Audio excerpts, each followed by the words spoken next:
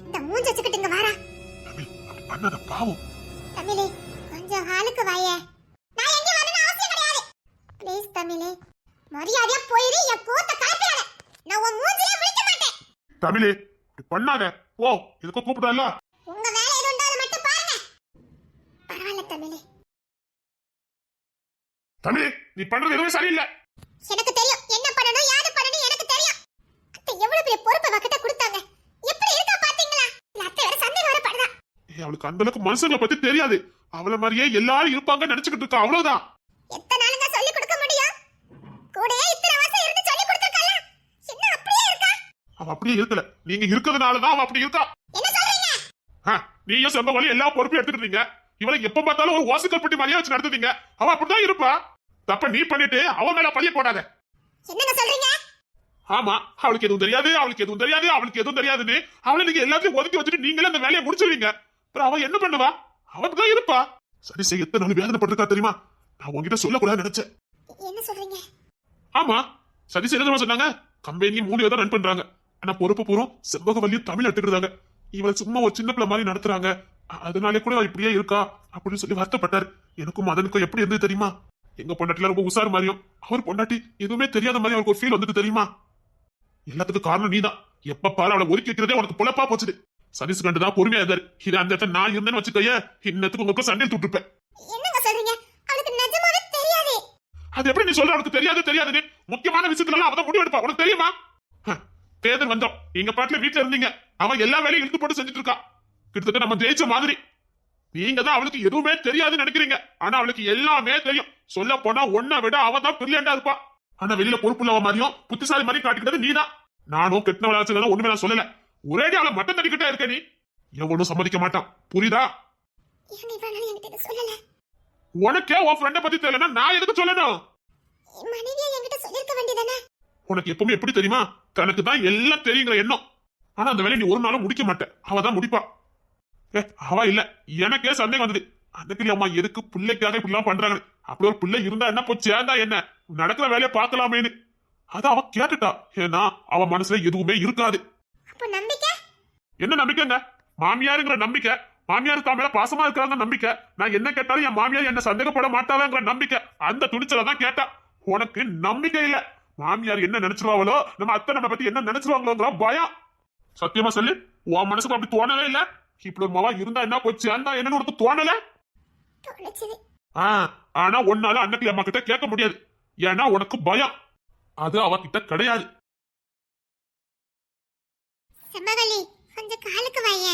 ஓடிரி கோத்த கிளப்பிடாத.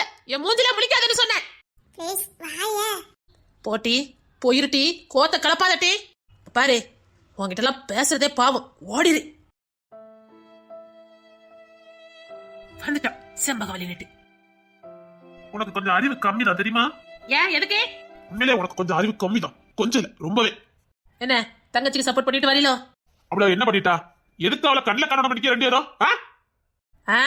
அத்தை எவ்வளவு வேதனைப்பட்டாங்க தெரியுமா? அம்மா இவ பேசுறதுக்காக வேதனை பண்ணல. உண்மையிலே தன்னால அது முடியலையேங்கிறதுனால தான் வேதனைப்பட்டாங்க. இந்த பாரு எங்களுக்குமே இந்த எண்ணம் இருந்தது. நாங்க கேட்க முடியாம இருந்தோம். அவ கேட்டுட்டா. இவ்வளவுதான் வித்தியாசம். மனசுல பட்டதை கேட்கணும். அதுதான் நல்லது. கேட்ட போய் தானே நம்மளுக்கு எல்லா விஷயமும் தெரிஞ்சது. இவன் அடுத்து நம்ம என்ன பண்ணலாம்னு யோசிக்கலாம். நம்ம யாருமே கேட்கல. அத்த உங்களுக்கு என்ன பிரச்சனை நீ என்னைக்காவது கேட்டிருக்கியா? அவ கேட்டா. இத்தனை நாளா அத்தனை வழிகளையும் வேதனைகளையும் தொணக்குள்ளே உடக்கி வச்சு வெளியில கொட்ட முடியாம தவிச்சிட்டு இருந்தாங்க அம்மா. இவ கேட்ட கேள்வி அவ்வளத்தையும் வெளியில கொண்டு வந்தாங்க. இப்ப இவ்வளவு சந்தோஷமா இருக்காங்க தெரியுமா? கேட்கணும். நாம தான் கேட்கணும். அவங்க எப்படி சொல்லுவாங்க? அவங்களா வந்து அவங்க மனசுக்கு வழியை வாங்கிட்டு சொல்லியிருந்தா நீ இந்த அளவுக்கு ஃபீல் பண்ணிருக்க மாட்ட. நாமெல்லாம் போய் கேட்டு தெரிஞ்சுக்கிட்டனால தான் அவங்க வலியும் வேலையும் நமக்கு புரிஞ்சுது. எத்தனை நாள் ஆசைப்பட்டிருப்பாங்க, எத்தனை நாள் ஏங்கி இருப்பாங்க.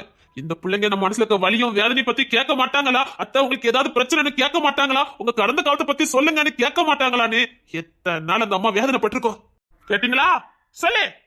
இல்ல சந்தோஷத்தை மட்டும் கூட இருக்கிறது உறவு கிடையாது. நமக்கு கஷ்டம் வந்தாலும் நான் இருக்கேன்னு சொல்ற மாதிரி அதுதான் உண்மையான உறவு. அததான் அவ செஞ்சா. எல்லாரும் கஷ்டப்பட்டு இருக்கும்போது தன்னால ஏதாவது ஆவாதானு முயற்சி பண்ணுனா அதனால வார்த்தை விட்டா. நீ இப்ப இல்ல எப்ப ஆனாலும் நீ கேட்டுக்க மாட்டிய. அந்த அம்மாவும் மனசுக்குள்ளேயே வச்சு புளிஞ்சு அவிஞ்சு செத்தே போயிருக்கும். இப்ப அவங்க எல்லா உண்மை சொன்ன போய் தான் ஆளுக்கு ஒரு வேலையை நாங்க பாத்துக்கிட்டு இருக்கோம். என்ன பண்ணலாம், அந்த பத்தத்தை என்ன பண்ணலாம், என்னதான் செய்யலாமான்னு நாங்க யோசிச்சுக்கிட்டு இருக்கோம். சும்மா சும்மா அவளை காட்சி பண்ணிட்டு போ, வேலையை பாரு. என்னங்க நீங்க கூட இப்படி கோவப்படுறீங்க? சதீஷ் அங்க வெம்பி போய் அழிதாரு, அவரை பார்க்க முடியல. ஐயோ, பெரிய தப்பு பண்ணிருக்கேனே. ஆதிரா, ஆதிரா, ஆதிரா வெளியில வந்துரு. கஜேந்திரன், சீ, என் பேர உன் வாயால சொன்ன அவ்வளவுதான். ஏன்னு சொன்ன பல்ல அடிச்சு நொறுக்கிடுவேன். என்ன என்ன சொன்ன? கோத்த கலப்பிடாது. எங்க என் பிள்ளை? எங்க என் பிள்ளை? என்ன நாடகம் ஆடுதீங்களோ? என் பிள்ளை எங்கன்னு கேட்டேன். ஓ, ஒளிச்சு வச்சுட்டு நாடகம் ஆடுறீங்களா? மரியாதையா ஆதிராவை என் கூட அனுப்பி வைங்க. அவளுக்கு இன்னைக்கு கல்யாணம். உனக்கு வேணா கல்யாணம் லாட்டா இருக்கலாம், ஒண்ணு இல்லைன்னா இன்னொன்னு போயிடலாம். ஆனா எங்களுக்கு அப்படி இல்ல. ஒரு முறைதான் என் பொண்ணுக்கு, ஒரு முறைதான் கல்யாணம் நடக்கணும். அது அவ மனசுக்கு பிடிச்ச மாதிரி தான் நடக்கணும். ஓ இஷ்டத்துக்கெல்லாம் என் பொண்ணு கல்யாணம் பண்ண மாட்டா. உனக்கு என்ன, இது சரியில்லைன்னா இன்னொன்னு, அதுவும் சரியில்லைனா வார்த்தை கொட்ட கூடாது. நீ செஞ்சதை சொல்லி காட்டிக்கிட்டு இருக்க. மரியாதையா போயிரு. என் பொண்ணுக்கு என்ன பண்ணணும்னு எனக்கு தெரியும். மரியாதையா என் பொண்ணை என்கிட்ட ஒப்படைச்சிரு. இல்ல ஆதிரா, அவ இல்லன்னு சொல்லிக்கிட்டு இருக்க. அவளை எப்படி வெளியில கொண்டு வரணும்னு எனக்கு தெரியும். நான் ஆசைப்பட்ட மாதிரி அவளுக்கு என் தம்பி கூட தான் கல்யாணம் நடக்கணும். அது நான் இருக்கிற வரைக்கும் நடக்காது. என் புள்ள கல்யாணம் அவளுக்கு பிடிச்ச மாதிரி தான் நடக்கணும். என் வாழ்க்கை நாசம் நான் போன மாதிரி என் புள்ள வாழ்க்கை நாசம் ஆகிறதுக்கு நான் விட மாட்டேன். நீ கிளம்பலாம். அப்ப ஆதிரா எங்க போயிருப்பா? இன்னைக்கு காலையில ஒரு பையனை பார்த்தோமே, அவன் யாரு? இதுக்கு முன்னாடி அந்த பையன் கூட ஆதிராவை நான் பார்த்திருக்கேனே. மாமியாரே, என்னம்மா என்னம்மா? இந்த டாக்குமெண்ட்ஸ் எல்லாம் நீங்க எனக்கு கையெழுத்து போட்டு கொடுக்கணும். மீனா, எனக்கு இந்த டாக்குமெண்ட்ஸ் எல்லாம் உங்க கையெழுத்து வேணும்னு கேட்டேன். ஏன் மீனாமா? இதுலலாம் உங்க கையெழுத்து எனக்கு வேணும். உங்க அதிகாரப்பூர்வ வாரிசு நான் தானே, எனக்கு உரிமை இருக்குல்ல? ஆமா, கையெழுத்து போட்டு கொடுங்க. ஏன் உனக்கு இப்ப இருக்க சிக்கல் தெரியாதே? நான் உன் பேர்ல மாத்தி கொடுத்தனா நீ உள்ளதா இருக்கணும் காலத்துக்கும். பரவாயில்ல, கையெழுத்து போட்டு கொடுங்கன்னு சொன்னேன். மீனா, போதும், இதுவரைக்கும் நீங்க போராடினதெல்லாம் போதும். நான் உங்க அதிகாரப்பூர்வ வாரிசு தானே, எனக்கு இந்த சொத்தை அனுபவிக்கிறதுக்கு எல்லா உரிமையும் இருக்குல்ல? இந்த பவரப்பட்டவை என் பேர்ல மாத்துங்க. வேண்டாம், இதுல விவரிதான். நீ சமாளிச்சுக்கிட மாட்டே, நீ அமைதியா இரு. கையெழுத்து போட்டு கொடுங்க மாமியாரே. மீனா, என்னடி பண்ணிக்கிட்டு இருக்க? நான் கூப்பிட்டப்ப நீ வரலல்ல, போ. மீனா, வேண்டாம், உங்க யார் தயவு எனக்கு தேவை கிடையாது. இதுல கையெழுத்து போட்டு கொடுங்கன்னு சொன்னேன். வேண்டாம் மீனா. மாமியாரே, இதுல கையெழுத்து போட்டு கொடுங்க. நான் சொன்னா கரெக்ட்டா இருக்கும். கையெழுத்து போட்டு கொடுங்க. வேண்டாம் மீனா. எங்க நீங்க என்ன நம்புது இல்ல? முழுசா நம்புறேன். அம்மா, கையெழுத்து போட்டு கொடுங்க. அவளுக்கு எதுவும் ஆகாம நான் பாத்துக்கிறேன். டேய், உன்னை இவள மிரட்டு வாடா. அதெல்லாம் சரிப்பட்டு வராது. அதான் புருஷன் நான் எதுக்கு இருக்கேன், நான் பாத்துக்கிறேன். நீங்க கையெழுத்து போட்டு கொடுங்க. டேய், உங்க நிம்மதியே போயிருண்டா. நீங்க இத்தனை வருஷம் நிம்மதி இல்லாம மனசுக்குள்ளே புளிங்கி அவிஞ்சிருக்கீங்க. என்னாலேயே பாதி அவமானத்தைப்பட்டிருக்கீங்களேம்மா. இது எதுவுமே தெரியாம நான் இருந்திருக்கேன். அப்ப அவங்க என்ன வச்சு உங்களை பேசும்போது எனக்கு அர்த்தம் புரியலம்மா. என்னாலேயே எவ்வளவு அவமானப்பட்டிருக்கீங்க. போதுமா, நீங்க எனக்காக பட்டதுக்கு சின்ன பிராயச்சித்தம். மாத்தி விடுங்கம்மா. கொடுங்க மாமியாரே. இதுல வச்சிருக்க கையெழுத்து போடுங்க.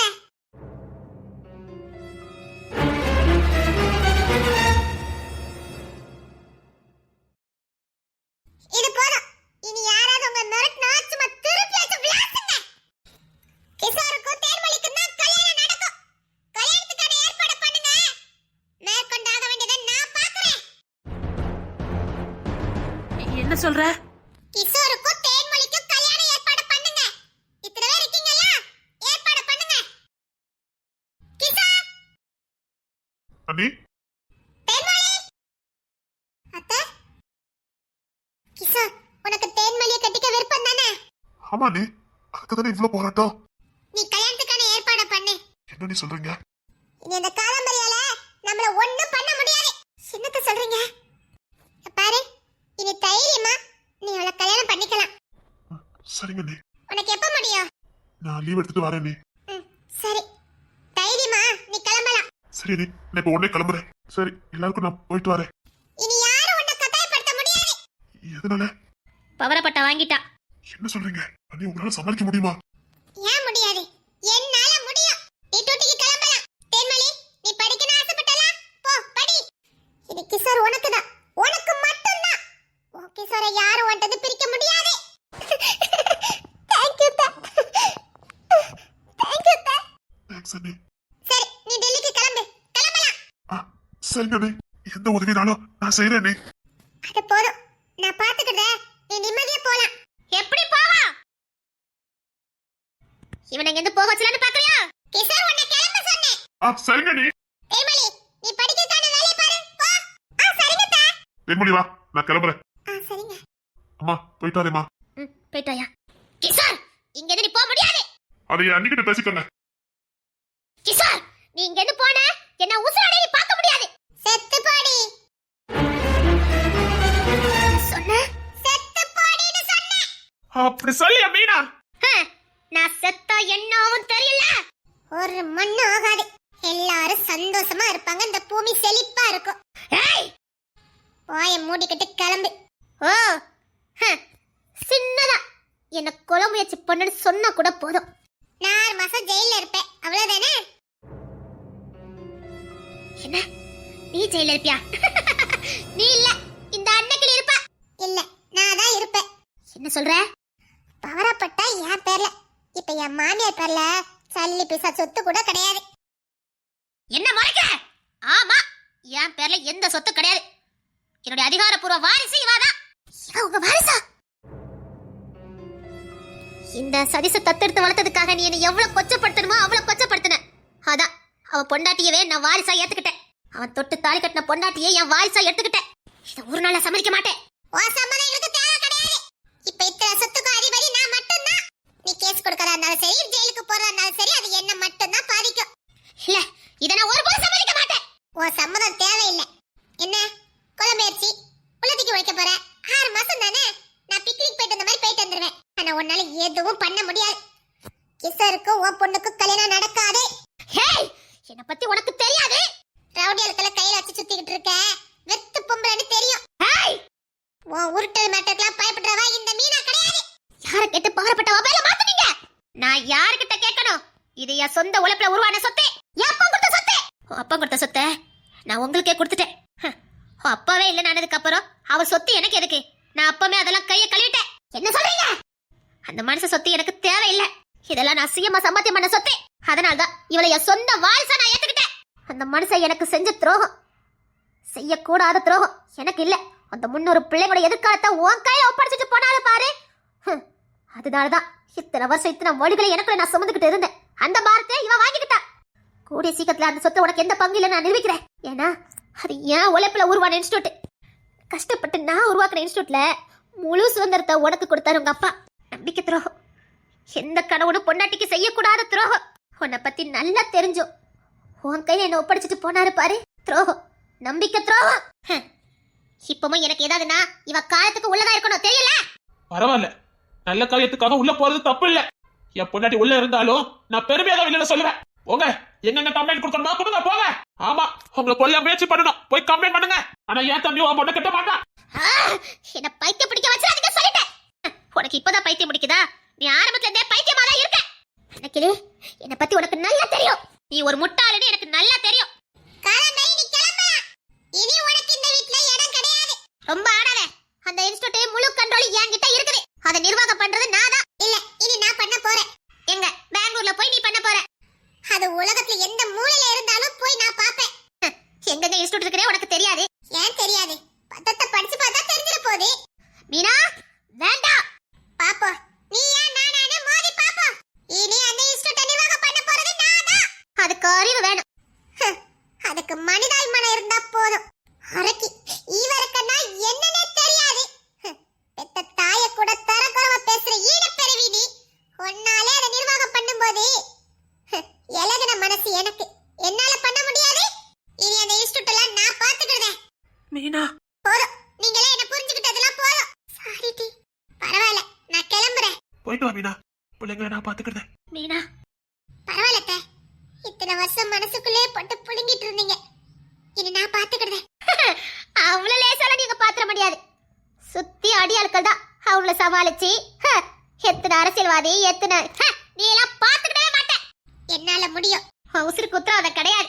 ஹாலி சாவே 100 சாவே. நான் 40 வருஷம் வாழ்ந்துட்டே போதும். சொன்னா கேளு. அந்த பவரப்பட்டவ கிழிச்சு போடு. பய